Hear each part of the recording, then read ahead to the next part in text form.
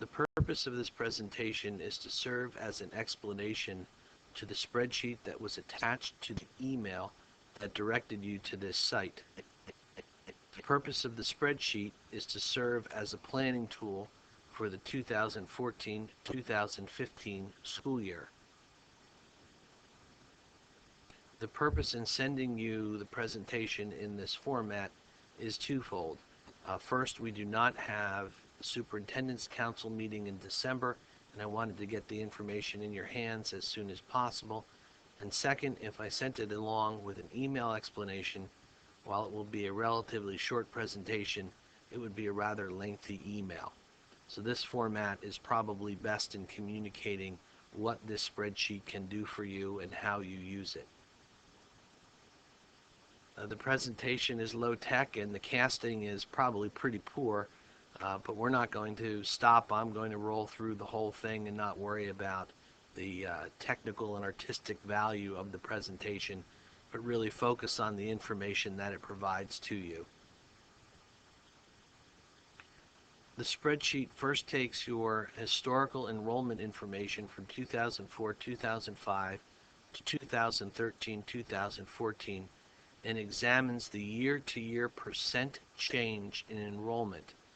The cells that are in yellow are years in which redistricting occurred, and the change in enrollment was the result of factors other than population growth. It was the result of changes in attendance areas. So those years were excluded from the calculations in order to get a more natural look at what your changes have been in enrollment over the past 5 years in which redistricting did not occur. This table provides the percent change by building in enrollment between 13-14, 12-13, 11-12, and you can see that it works backwards. And it does so by building. And then the information is summarized by building in this table right here, which is important for the calculations to the rest of the spreadsheet. For example, Green Ridge in the past 5 years had an average enrollment change from year to year of 3.94%. However, in the past 3 years, it had an average enrollment change of 6.99%. And of the past 3 years, the single highest year of enrollment is 11.59%, single year to single year. That information is then used to make predictions based on your current class sizes as to what your class sizes will be and your need for sections and rooms and ultimately furniture, fixtures, and supplies for the 2014-2015 school year. As you can see, Green Ridge is here at the top of the chart. This is the current enrollment by grade level as of 12/9/2013. These are the current number of sections you have as well as staff, and then the average class size if you could get those kids evenly distributed among those numbers of sections. The class threshold column shows those numbers, those class sizes that the Cumberland Valley School District has indicated as desirable. One side note, I do believe that 28, 30, and 30 in 3rd, 4th, and 5th grade is relatively high. My assumption was that those numbers were that high because it was at a tipping point and you were trying not to bring in extra teachers. The reality is what drove those numbers up is the desire during times of redistricting to keep as many of the older students in their home schools as possible. And then after redistricting years, they were never pushed back down again. The columns after class threshold then are based on calculations for predictions. First, the predicted number of sections, and you can manipulate or change these numbers. They are all filled in with numbers equal to what you currently have. So Green Ridge, for example, there are 4 classes in kindergarten that are regular, typical AM, PM. and there are predicted to be 4 classes next year. There are currently 82 students in kindergarten. Based on that 5-year average change in enrollment of 3.94%, those 82 students will become 85 students next year with an average class size of 21 at 4 sections. If you look at the 3-year projected enrollment at Green Ridge, which was just about 7%, those 82 students at 7% growth rate will turn into 88 students next year, 4 sections of 22 students. If you have another record year of 11.59%, then you're looking at those 82 kindergartners becoming 92 kindergartners with 4 sections at 23 each. The process then repeats itself for each of the grade levels. The purpose of the formatting in the cells with colors is to give you a quick graphical representation of where your problem spots may lie and the years or the enrollment trends in which they will occur. If you look, here is the legend. If it's green, you are at threshold. If the cell is red, you are 2 or more above threshold. If the cell is yellow, you are 2 or more below threshold. Obviously, it's a relatively narrow band that pushes you above and below threshold, but when you start to look at numbers, particularly in 3rd, 4th, and 5th grade of 28, 30, and 30, and you start to look at 2 above that, those numbers begin to get relatively high and cause reason for concern. When you start to get 3 and 4 above that threshold, then I do believe it will impact programming, and accommodations will have to be made in order to address learning issues. So what you can do with this planning tool is you can say, okay, well, in 1st grade, I have all classes that are 1 or 2 below threshold. What would happen if I decided I wanted to take this and drop it to 3 sections and transfer a 1st grade teacher to, say, 2nd grade and make that 5 sections? Well, that doesn't really help too much, because particularly if you've got the 3-year high, you're at 26 students. You are 3 above threshold in that scenario if you have the 5-year average, and now in 2nd grade your numbers are a little bit better. Is that a possibility? That really ultimately has to be a recommendation that you as building principals would have to make. Put these back.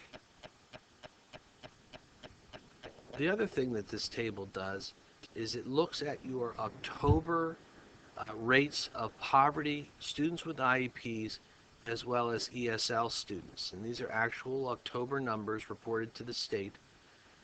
If you have an 11.34% poverty level in Green Ridge, and you have a 5-year average growth, then next year you would have 58 students of poverty. If you hit the 3-year average, it would be 60, or the 3-year high would be 62.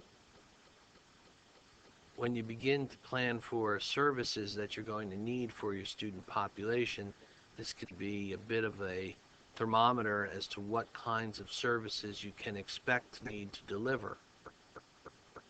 These are predictions, so there really is no magic crystal ball, but it is a tool in which you can begin to make some assumptions, some logical assumption, as to what your needs will be for the 14-15 school year.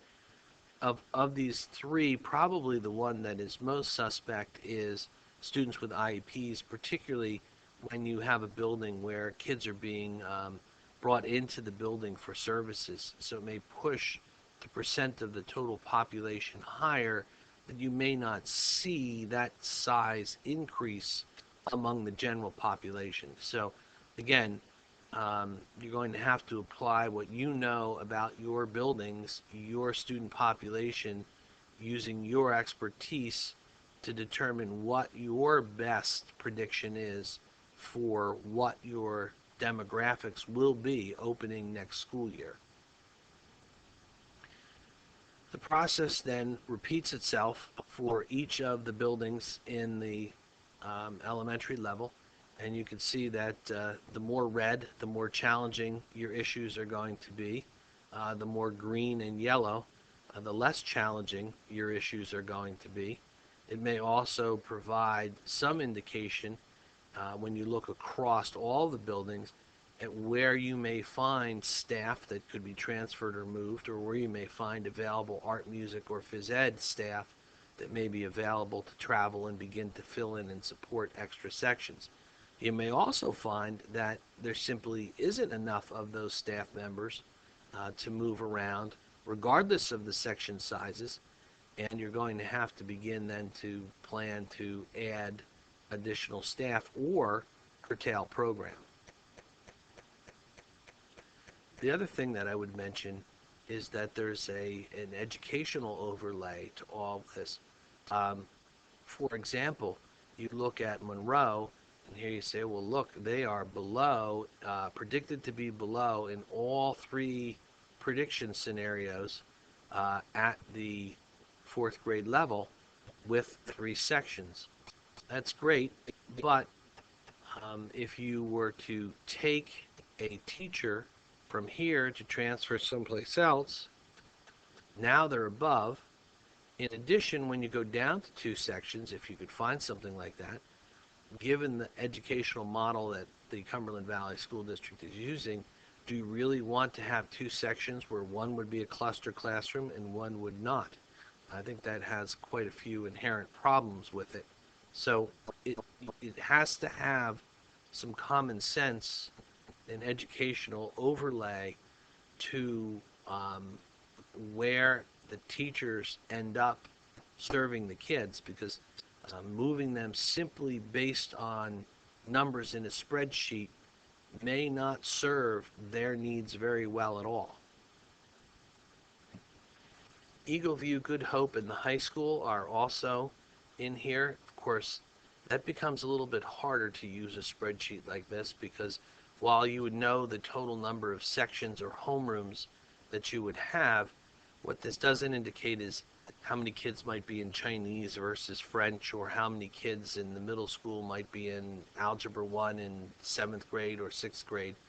And it becomes much more dependent on your knowledge of the demographics of each individual class.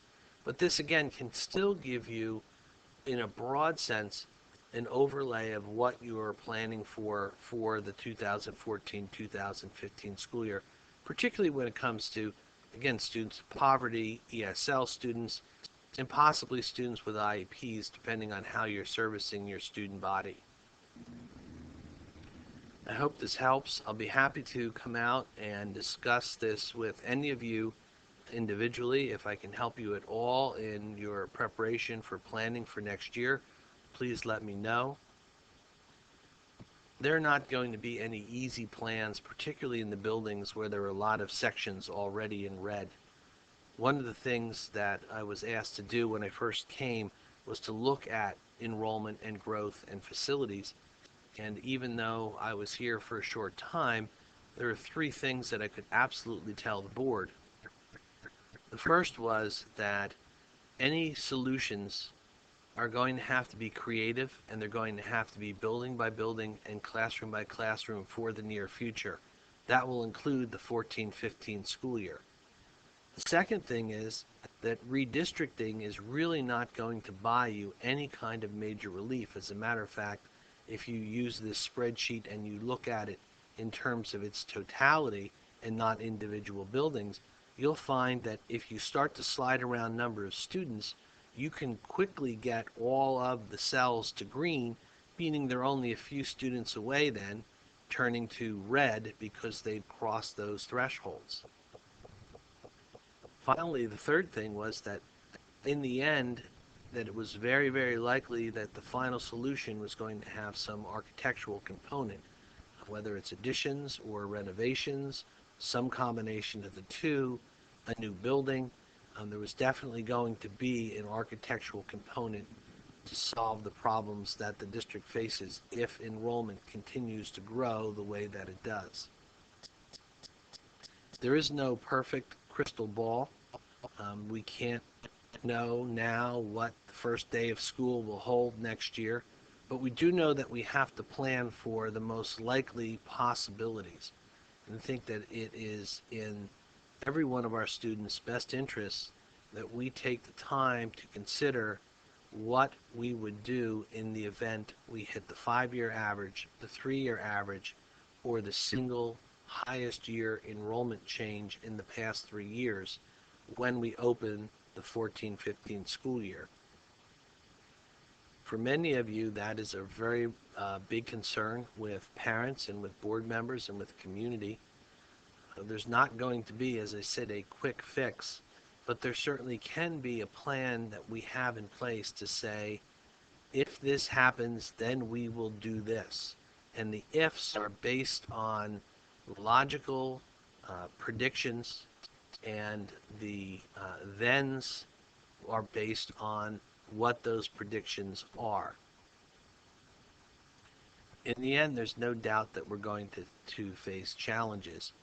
The doubts will come if we face the challenges without any kind of plan. So as you move forward through the rest of this school year and into the spring, please begin to make plans for what the possible scenarios are that are shown in this model. Again, if you have any questions or concerns, give me a holler. I'll be glad to come over and work with you individually or collectively. Happy holidays. Thanks for all your work.